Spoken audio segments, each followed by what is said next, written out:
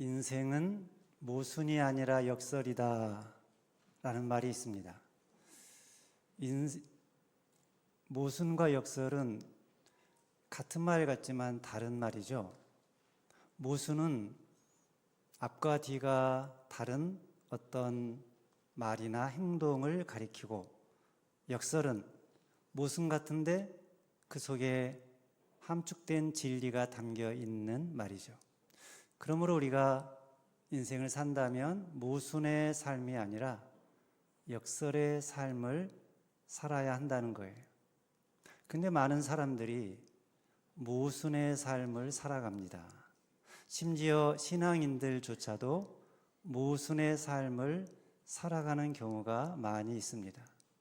그래서 사도 바울이 로마서 2장에서 그런 사람들을 빗대어서, 대표적으로 유대인들을 빗대어서 이렇게 표현을 했습니다. 그러면 다른 사람을 가르치는 내가 내 자신은 가르치지 아니하느냐? 도둑질하지 말라 선포하는 내가 도둑질하느냐? 간음하지 말라 말하는 내가 간음하느냐?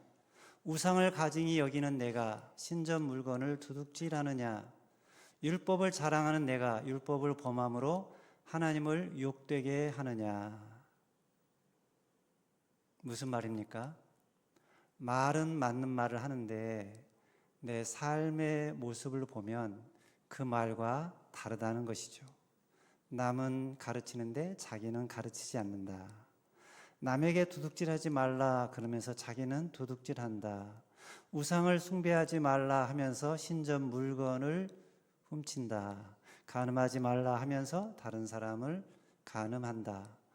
율법을 잘 지키라 하면서 자기는 율법을 범한다. 말은 맞는데 삶은 그렇지 않다는 것이죠. 모순된 삶을 살아간다는 것이죠. 이런 삶을 살아가는 대표적인 사람들이 아마 예수님 시대의 바리새인들, 서기관들이었던 것 같아요. 그들은 잔과 대접의 겉은 깨끗하게 하는데, 그런데 그 안에는 탐욕과 방탕이 가득했기 때문입니다. 그들은 사람에게 옳게 보이려고 하는데 그들 안에는 온갖 외식과 불법이 가득했기 때문이에요. 한마디로 모순된 삶을 살아가는 사람들이었다는 거죠. 그러나 예수님께서 가르치신 삶은 모순의 삶이 아니라 역설의 삶입니다. 마태복음 5장을 대표적으로 보면 거기 산상수 말씀에서 예수님이 복된 자가 어떤 사람인가 말씀하실 때 어떤 사람이 복된 자라고 그랬습니까? 가난한 자가 복되다. 애통하는 자가 복되다. 굶주린 자가 복되다. 핍박을 받는 자가 복되다. 그렇게 말씀하셨습니다. 우리 생각에는 어떤 사람이 복되다고 생각되십니까? 가난한 자가 아니라 부유한 자가 복되고, 굶주린 자가 아니라 배부른 자가 복되고, 슬퍼 우는 자가 복된 것이 아니라 웃는 자가 복되고, 핍박을 받는 자가 아니라 핍박당하지 않고 편안하게 사는 사람이 복되다라고 생각을 하죠. 근데 예수님은 어떤 사람이 복되다고 하셨다고요? 가난한 자가 복되고, 애통하는 자가 복되고, 줄인 자가 복되고, 핍박을 받는 자가 복되다 그랬어요. 왜냐하면 가난한 자에게 천국이 임하고, 애통하는 자에게 위로가 있고, 줄인 자에게 배부름이 있고, 박해당하는 자에게 하늘의 상이 크기 때문입니다. 이게 뭡니까? 역설이죠. 예수님의 말씀은 대부분 역설적인 말씀이에요. 누가 큰 자인가? 하나님 나라에서 큰 자는 어린아이처럼 자기를 낮추는 사람이 큰 자다. 세상에서는 다스리는 자가 큰 자인데 하나님 나라에서는 섬기는 자가 큰 자다 말씀하셨어요. 세상의 가치와 정반대의 말씀을 하신 것이죠. 그런데 거기에, 모순처럼 보이는 거기에 참 진리가 있다는 거예요. 바로 이게 역설입니다. 이런 역설의 삶을 대표적으로 살아낸 사람이 아마 바울인 것 같습니다. 바울은 어디를 가든지 복음을 전했어요. 화목하게 하는 복음을 열심히 전파했는데, 그런데 그 삶의 결과가 어떤 때는 영광으로 돌아오고 어떤 때는 유혹으로 돌아왔어요. 그에게 악한 이름이 따라오기도 하고 아름다운 이름이 따라오기도 했습니다. 8절 말씀이 그 말이에요. 8절에 영광과 욕됨으로 그러했으며 악한 이름과 아름다운 이름으로 그러했느니라. 두 가지 면이 바울에게 따라왔다는 거예요. 바울은 거짓말장이다, 속이는 자다, 이단의 괴수다, 공부를 너무 많이 해서 미쳐버린 자다, 천하를 어지럽게 하는 자다, 이런 부정적인 말들이 따라다님과 동시에 아니다, 바울은 참 사도다, 진리의 교사고 영적인 아버지고 하나님께 사랑받고 인정받는 자다라는 칭송이 따라다녔어요. 똑같은 바울인데, 바울은 그저 똑같이 바울했을 뿐인데, 그런데 그에 대한 평가가 이렇게 극명하게 다르게 나타났다는 거예요. 이유가 뭔가? 그 이유는 그를 바라보는 시각이 다르기 때문이에요. 세상의 시각과 하나님의 시각이 다르기 때문입니다. 세상의 시각은 주로 겉모습을 보죠. 겉사람을 봐요. 세상의 시각은 다분히 육신적이고 물리적이고 현세적입니다. 그러나 하나님의 시각은 속사람을 보죠. 하나님의 시각은 영적이고 본질적입니다. 그 시각으로 본 모습이 진짜고 참인 것이죠. 그래서 시각이 이렇게 다르기 때문에, 관점이 이렇게 다르기 때문에 대조적인 이중적인 그런 모습이 나타난다는 거예요.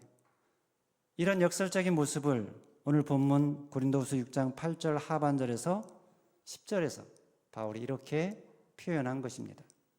우리는 속이는 자 같으나 참되고 무명한 자 같으나 유명한 자요, 죽은 자 같으나 보라 우리가 살아있고 징계를 받는 자 같으나 죽임을 당하지 아니하고 근심하는 자 같으나 항상 기뻐하고 가난한 자 같으나 많은 사람을 부요하게 하고 아무것도 없는 자 같으나 모든 것을 가진 자로다. 두 가지가 대조가 되고 있죠. 앞에서 언급된 말들, 그 말들, 그 모습은 세상이 보는 우리의 모습이라는 거예요. 세상은 우리를, 믿는 자를 어떻게 보는가? 속이는 자요, 무명한 자요, 죽은 자 같고 징계를 받는 자 같고 근심하는 자 같고 가난한 자 같고 아무것도 없는 자처럼 본다는 거예요. 당시에 바울의 모습이 실제로 그러했어요. 사람들은 바울을 속이는 자라고 그랬어요. 예수를 하나님의 아들이라고 하고 구원은 율법을 지킴으로 받는 것이 아니라 은혜로 받는 것이다, 믿음으로 받는 것이다, 그것은 사람을 속이는 것이다 라고 사람들이 생각을 했는데, 그런데 아니라는 거죠. 우리는 속이는 자가 아니라 참된 자다. 또 당시에 바울과 그 일행은 무명한 자들이었어요. 고린도전서 1장 26절에 보면 형제들아 너희를 부르심을 보라. 육체를 따라 지혜로운 자가 많지 아니하며 능한 자가 많지 아니하며 문벌 좋은 자가 많지 아니하도다. 이렇게 표현한 것처럼 당시에 믿는 사람들은 대부분 그런 사람들이었어요. 가난하고 병들고 천대받는 당시의 사회에서 이름 없는 자들이었어요. 그런데 2000년 기독교 역사에서 가장 유명한 자들로 기억되고 있습니다. 로마서 16장에 보면 사도 바울이 자기와 동역한 성도들의 이름을 낱낱이 기록하고 있는데요. 그들은 모두 당시에 무명한 자들이었어요. 그런데 지금까지 성경이 기록해서 2000년이 지난 지금까지도 사람들이 그 이름을 알도록 유명한 자들이 되었다는 거예요. 당시에 있었던 살았던 유명한 자들은 지금은 기억하는 사람이 거의 없지만, 그러나 당시에 무명한 사람들이었던 초대교회 성도들의 이름은 성경에 기록해서 오늘날까지 사람들 생각에 기억되고 있다는 거예요. 왜 그들을 기억하는가? 그들은 진정 하나님 안에서 유명한 자들이기 때문입니다. 그래서 바울이 자신의 동력자들을 성경에 낱낱이 그 이름을 기록했듯이 하나님께서도 믿는 성도들의 이름을 기억하시며 천국 생명책에 기록하고 있다고 빌립보서 4장 3절 말씀에 써 있습니다. 그 이름들이 생명책에 있느니라. 또 요한계시록 21장 14절에 보면 그 성의 성곽에는 12기초석이 있고 그 위에는 어린 양의 12사도의 12이름이 있더라 그랬어요. 12사도, 12제자들, 당시에는 무명한 자들이었어요. 사람들이 잘 모르는, 이름도 지위도 명예도 없는 사람들이었어요. 그런데 그런 사람들의 이름이 하나님 나라 천국에 올라가 봤더니 12보석으로 된 12기초석 위에 그 이름이 하나씩 다 써 있다는 거예요. 천국에서 그 이름을 본 사도들의 마음이 어땠을까요? 얼마나 기쁘고 감동되고 감격이 되었겠습니까? 근데 사실은 이 12사도라는 이름은 단지 12사도만이 아니라 사실은 상징적인 거예요. 이 땅에 예수를 믿는 성도들, 모든 사람들을 다 통칭하는 거예요. 그러니까 하나님 나라에는 성도들 한 사람 한 사람의 이름을 하나님께서 기억하고 하나님 나라 생명책에 다 기록하고 있다는 것입니다. 세상에서는 무명한 자들이지만 하나님 나라에서는 유명한 자들이라는 거예요. 이게 역설이죠. 무명한 자 같으나 누구보다 유명한 자들, 그들이 바로 성도들이라는 것입니다. 그러므로 여러분, 세상에서 유명해지려고 할 필요가 없습니다. 세상 사람들의 눈 의식할 필요 없습니다. 세상 사람들의 눈이 아니라 오직 하나님의 눈을 의식하며 살아가는 분들이 되시기를 바랍니다. 사람들이 알아주는 것에 너무 신경 쓰지 마십시오. 사람들이 알아주든 안 알아주든 그것은 대수롭지 않습니다. 중요한 것은 하나님께서 알아주시는 것입니다. 세상이 다 나를 모르고 세상이 다 나를 기억하지 못할지라도 우리 하나님께서 나를 아시고 나를 기억하신다라는 이 한 가지 사실로 얼마든지 만족하며 사는 분들이 되시기를 바랍니다. 그 다음으로 바울은 사람들이 보기에 죽은 자 같았다고 그랬어요. 실제로 바울은 죽은 자 같았어요. 너무나 많은 환난을 당하고 매를 맞고 한 번은 사람들에게 돌을 얼마나 맞았는지 쓰러져서 숨도 쉬지 않고 거의 죽은 자 같았어요. 사람들이 성 밖으로 내다버렸어요. 이제 바울은 끝났다. 사역도 끝났고 소망이 없다라고 생각했어요. 그런데 아니라는 거예요. 죽은 자 같으나 이렇게 살아있다. 또 바울은 끊임없는 모략과 비방을 당하면서 살았기 때문에, 그리고 많은 위협에 시달렸기 때문에 징계받는 자 같았어요. 늘 근심에 쌓여있는 자 같았어요. 이름은 사도로, 하나님의 자녀로, 백성으로, 하나님의 일꾼으로 충성을 다하며 살아가지만, 그러나 겉으로 보면 모진 고난과 어려움 속에 근심하는 자, 징계받는 자처럼 보였다는 거예요. 그러나 그것만으로는 우리의 본질을, 우리의 정체성을 다 설명할 수 없다는 거예요. 왜 그렇습니까? 우리들은 겉으로는 근심하는 자 같으나 사실 속으로는 항상 기뻐하는 자들이기 때문입니다. 겉으로는 걱정과 근심이 가득한 것 같지만, 그러나 우리 마음에는 성령께서 주시는 놀라운 기쁨이 흘러 넘치고 있기 때문입니다. 그래서 바울은 감옥에서도 어떻게 했다고 그랬죠? 기뻐했다고 그랬어요. 찬송을 했습니다.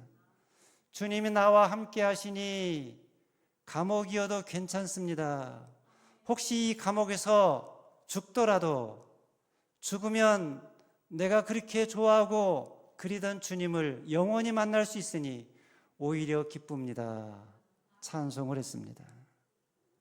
저는 저와 여러분들의 삶도 그렇게 될 수 있기를 바랍니다. 겉으로는 근심하는 자 같으나 속으로는 세상이 알지 못하는, 사람들이 알지 못하는 영적인 기쁨으로 충만한 사람들이 되시기를 바랍니다. 또 겉으로 보기에 바울은 가난한 자 같다고 그랬어요. 왜냐하면 세상의 성공과 세상의 부요를 위해서, 그것을 얻기 위해서 에너지를 사용하는 자가 아니기 때문에 물질적으로 경제적으로 넉넉하지를 못해요. 가난해요. 그런데 바울은 뭐라고 선언합니까? 우리는 가난한 자 같으나 많은 사람을 부유하게 한다. 우리는 아무것도 없는 자 같으나 모든 것을 가진 자로다. 그런데 이와 정반대로 살아가는 사람들이 있죠. 모든 것을 가진 자 같은데 아무것도 없는 자. 19세기 후반에 프랑스의 유명한 소설가 모파상의 삶이 그러했다고 합니다. 당시에 모파상은 인생의 참된 가치를 일깨우는 그런 소설들을 썼는데, 그런 소설들로 인해서 사람들에게 명성을 얻은 아주 유명한 작가입니다. 써낸 책마다 베스트셀러가 되었고, 그래서 큰 부와 명예를 거머쥐었어요. 바닷가에 화려한 요트가 있고 곳곳에 큰 저택이 있고 은행에는 금고에는 수많은 돈이 모금되어 있었습니다. 아무것도 부럽지 않은 사람처럼 보였어요. 그런데 1892년 1월 1일 아침, 그는 더 이상 살아야 할 이유를 찾지 못하고 자살을 시도했습니다. 물론 자살이 성공하지를 못했어요. 가까스로 목숨을 구했지만 정신병자가 되었어요. 정신병자로 1년 동안을 알 수 없는 소리를 지르다가 43세의 일기로 인생을 마감하게 되었습니다. 그의 묘비에는 그가 말년에 반복해서 했던 말인데, 그 말이 써 있다고 그래요. 나는 모든 것을 갖고자 했지만 아무것도 갖지 못했다. 온갖 지위와 명예와 명성과 그리고 재물을 가지고 있었지만 진정한 기쁨, 진정한 행복이 무엇인지를 몰랐고 그것을 갖고 있지 않았기에 모든 것을 가졌지만 아무것도 갖지 않은 공허한 인생이 되었다는 것입니다. 모파상만 그럴까요? 오늘날 많은 사람들이 그런 인생을 살아가고 있습니다. 가진 것 같은데 아무것도 없어요. 이룬 것 같은데 아무것도 이루지를 않았어요. 행복한 것 같은데 행복하지가 않아요. 남들이 볼 때 굉장히 화려하고 넉넉하고 모든 것을 가진 것 같은데 돌아보면 남은 게 아무것도 없는 인생을 많은 사람들이 살아가고 있다는 것입니다. 그런데 정반대의 사람들이 있다는 거예요. 불행한 것 같은데 행복한 사람들, 아무것도 없는 것 같은데 모든 것을 가진 사람. 바울이 그런 사람이었습니다. 바울은 아무것도 없었어요. 이미 있었던 거, 가진 거, 이룬 거 다 버렸어요. 그래서 아무것도 없는 자처럼 보였습니다. 그런데 아니라는 거예요. 그는 모든 것을 가진 자였습니다. 바울은 엄청난 박해와 시련 속에서도 그 안에 샘솟는 기쁨과 감동과 감격이 늘 있었습니다. 세상 사람들 보기에는 무명한 자요, 근심하는 자요, 아무것도 없는 자 같았지만, 그러나 사실은 유명한 자요, 항상 기뻐하는 자요, 모든 것을 가진 자였습니다. 바울만 아니라 예수 안에 있는 자는 다 그런 존재라는 거예요. 왜냐? 왜 예수 안에 있는 자는 아무것도 없는 것 같은데 모든 것을 가진 자인가? 골로새 2장 3절 말씀처럼 예수 안에는 지혜와 지식의 모든 보화가 감추어져 있기 때문입니다. 또 골로새 1장 19절 말씀처럼 하나님께서는 모든 충만으로 예수 안에 거하게 하셨기 때문입니다. 그래서 고린도전서 3장 21절에서는 뭐라고 말합니까? 만물이 다 너희 것임이라. 만물의 창조자여 주권자이신 주님께서 내 안에 계시고 내가 그분 안에 계시기 때문에 세상 모든 것이 다 너희 것임이라. 그러니 예수 안에 있는 자는, 예수 안에 거하는 자는 모든 것을 가진 자라는 거예요. 그래서 세상의 지위와 명예와 재물과 인기, 그런 거 부러워하지 않는다는 거예요. 그런 것은 오히려 초계처럼 버린다는 거예요. 모든 부요와 영광이 주님 안에 있기 때문입니다. 그래서 세상의 지위, 명예, 사람들의 인기, 칭찬, 그런 거 부러워하지 않고 그런 거 연연해하지 않는다는 거예요. 그런 것이 안 주어져도 전혀 섭섭해하지 않는다는 거예요. 내 이름이 드러나지 않아도 섭섭하지 않고, 사람들에게 내가 인정받지 않아도 섭섭하지 않고, 나를 알아주지 않아도 섭섭하지 않고, 나를 뽑아주지 않아도 섭섭하지 않게 여기며 사는 자들, 그게 바로 그리스도인의 삶이라는 거예요. 왜냐하면 우리는 무명한 자 같으나 유명한 자요, 가난한 자 같으나 부유한 자요, 아무것도 없는 자 같으나 모든 것을 가진 자들이기 때문입니다. 어디서요? 누구 안에서요? 그리스도 예수 안에서.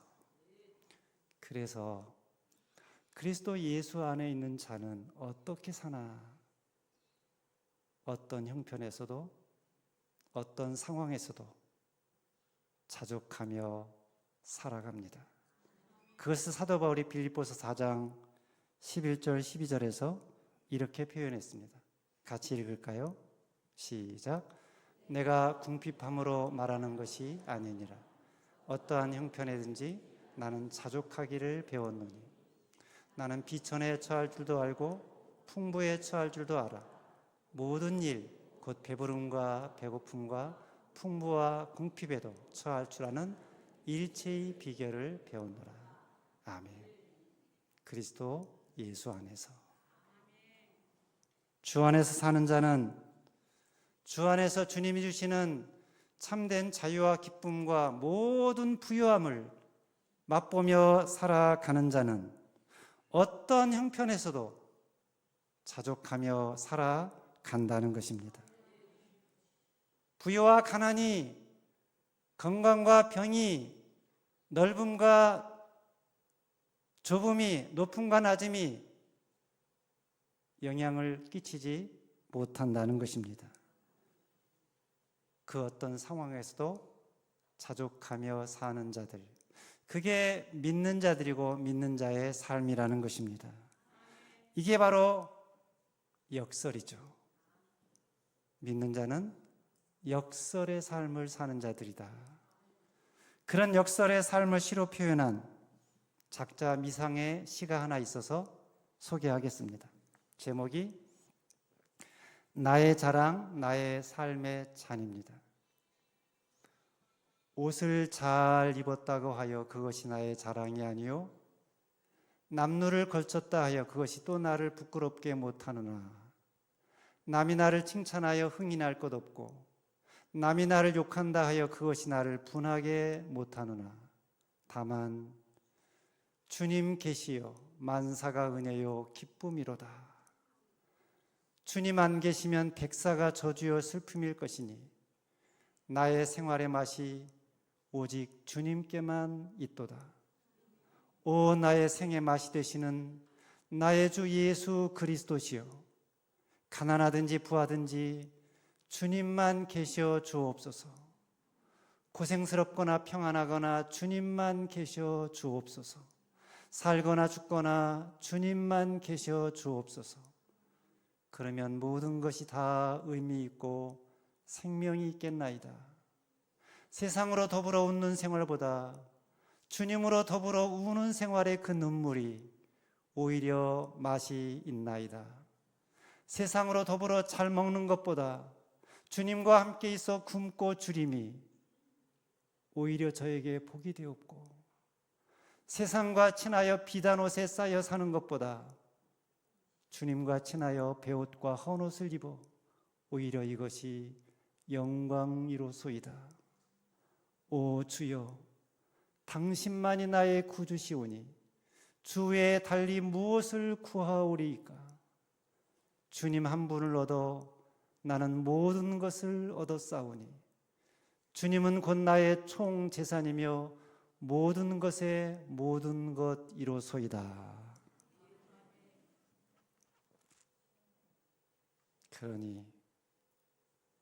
그러니 세상 사람들이 나를 어떻게 보느냐, 세상 사람들이 나에 대해서 뭐라고 말하느냐, 이런 것이 중요한 것이 아니라는 것입니다. 하나님이 나를 보고 뭐라고 하느냐, 주님 안에서 진정한 나의 가치, 정체성이 무엇이냐, 이것을 아는 것이 중요하다는 것입니다. 우리 믿는 자는, 주 안에 있는 자는 무명한 자 같으나 유명한 자들이다. 죽은 자 같으나 살아있다. 징계를 받는 자 같으나 죽임을 당하지 아니한다. 근심하는 자 같으나 항상 기뻐한다. 가난한 자 같으나 많은 사람을 부유하게 하는 자다. 아무것도 없는 자 같으나 모든 것을 가진 자다.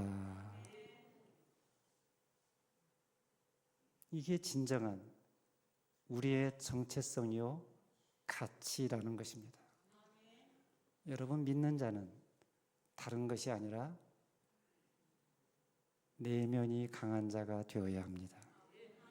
내면의 세계가 행복하고 내면의 세계에 만족해야 합니다. 그 내면이 늘 하나님으로, 하나님이 주신 부유함으로 가득 차 있어야 한다는 거예요. 그럴 때 세상 환경에 좌우되지 않고, 물질적으로 부자라고 교만하지 않고, 가난하다고 비굴하지 않고, 아무것도 없는 것 같은데 모든 것을 가진 자의 그 여유와 당당함을 가지고 살아갈 수 있기 때문입니다. 이런 놀라운 삶의 비밀이, 이런 놀라운 삶의 역설이 여러분에게 있게 되기를 바랍니다. 여러분 내면이 늘 감사로, 고마움으로, 기쁨으로, 만족으로 가득 차시기를 바랍니다. 세상이 알지 못하는, 세상이 주지 못하는 신비로운 기쁨과 감사와 감동이 여러분 안에서 늘 넘쳐나시기를 바랍니다.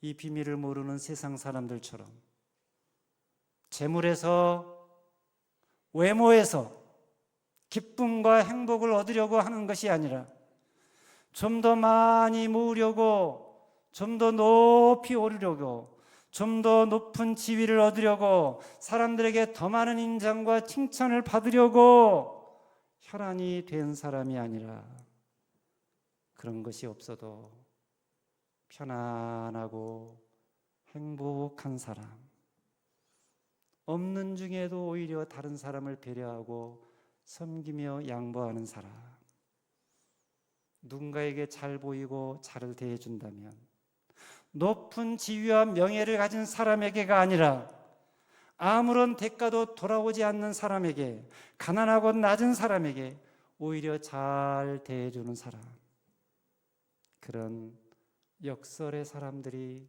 되시기를 바랍니다. 왜냐? 우리 주님이 그렇게 사셨기 때문입니다.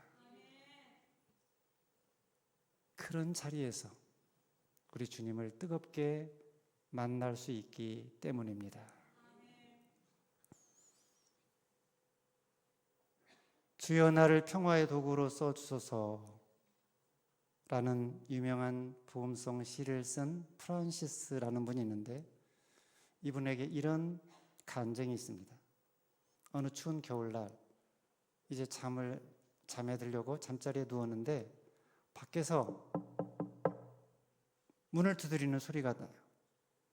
귀찮은데 이 저녁에 누가 왔나 하고 나가서 문을 딱 열었더니 아주 험상궂게 생긴 얼굴이 일그러진 나병 환자 한 사람이 서 있었습니다. 딱 보면 알잖아요. 근데 이 사람이 밖이 너무나 추우니까 잠깐만 몸 좀 녹이고 가게 해주세요 간청을 합니다. 그래서 어쩔 수 없이 문을 열어서 잠깐 들어오라고 그랬어요. 몸을 녹이고 쉬고 있는데 그냥 아무 말도 안 하고 있을 수가 없어서 물어봤어요. 혹시 식사는 하셨습니까? 안 했대요. 그래가지고 간단하게 수프를 이렇게 끓여가지고 대접을 했어요. 이 수프를 마시면 이제 떠나겠지 라고 생각을 하는데, 이 사람이 수프를 다 마신 후에 밖이 너무나 추운데 제 몸도 지금 얼었는데 하룻밤만 이곳에서 자면 안 되겠습니까? 부탁을 하는 거예요. 아이고, 그래도 힘들지만 하고 싶지는 않지만 또 이 부탁을 거절할 수가 없어서 알겠다고 그렇게 하라고, 하룻밤만 자라고 그러면서 자기가 자던 침대에 그분이 눕게 하고 자기는 밑에 내려와서 쪼그리고 잠을 청했습니다. 그런데 조금 있더니 이 나병 환자가 그 냄새가 막 폴폴 나는 그런 험상궂게 생긴 이분이 또 한 가지 부탁을 하는 거예요. 내가 밖에서 너무나 추위에 떨어서 있었더니 몸이 언 것 같은데 당신의 몸으로 내 곁에 와서 나를 좀 안아주면 좋을 것 같은데 그렇게 해줄 수 있겠습니까? 와, 지금 이 사람이 그냥 보통 사람도 아니고 나병 환자에다가 막 옷에서 막 고름 냄새, 피 냄새가 막 범벅인데 안아달라니. 그래도 어쩔 수 없이 마지못해 가서 그 사람 몸을 이렇게 안아줬습니다. 이렇게 안아주면서 그 옆에서 있다가 쭈그리고 있다가 그만 잠이 들었어요. 잠이 들었는데 꿈을 꾸게 되었습니다.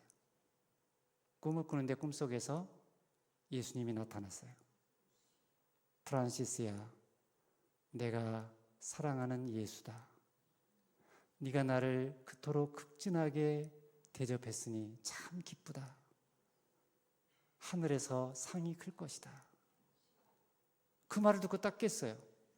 깼더니 벌써 환한 아침이 되었어요. 예수님은 온데간데 보이지 않습니다.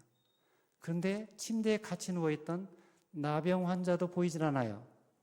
그리고 그 침대에서는 요란한 썩은 고른 냄새가 나는 것이 아니라 아름다운 향기로운 냄새가 났습니다. 주님이 그토록 힘주어 말씀하셨던 역설의 삶, 그 삶을 억지로라도 실천했더니 거기서 주님을 만나고 주님의 칭찬을 받는 놀라운 기적을 체험했다는 거예요. 그래서 너무나 고마워서 감사해서 그 자리에서 무릎을 꿇고 주님께 기도를 하고 기도한 내용을 시로 정리해서 쓴 것이 주여 나를 평화의 도구로 써주소서라는 시라고 합니다. 주여 나를 평화의 도구로 써주소서. 미움이 있는 곳에 사랑을, 분열이 있는 곳에 일치를, 우리는 평화가 높은 곳에, 안정된 곳에 있을 것이라고 생각하지만 높은 곳이 아니라 낮은 곳에 있다는 거예요. 부한 곳이 아니라 가난한 곳에 있다는 것입니다. 쉽고 편안한 환경이 아니라 어렵고 힘들고 냄새나는 곳, 그런 사람, 그런 일 속에 평화가 있다는 것입니다. 왜냐하면 그곳에 우리 주님이 계시기 때문에. 기쁨도 행복도 마찬가지입니다. 유명하다고 행복한 것이 아닙니다. 건강하다고, 부유하다고, 많은 것을 가졌다고 행복한 것이 아니라는 것입니다. 유명하지 않아도, 건강하지 않아도, 많은 것을 갖지 않아도, 죽은 자 같이 보여도, 근심하는 자 같이 보여도, 징계를 받는 사람처럼 보여도, 아무것도 가진 것이 없는 것 같아도 주 안에 있는 자가 행복하다. 그는 진정 하나님이 알아주시는 유명한 자요, 주 안에서 영원히 사는 자요, 세상이 알지 못하는 기쁨을 가진 자요, 모든 것을 가진 자이기 때문입니다. 이런 기쁨이, 이런 행복이 오늘 여러분 안에 있게 되기를 바랍니다. 그 기쁨을, 그 행복을 다른 사람들에게 보이며 증거하며 사는 분들이 되시기를 바랍니다. 그래서 많은 사람들을 부유하게 해주는 그런 저와 여러분들의 삶이 되시기를 주님의 이름으로 축원합니다. 기도하겠습니다.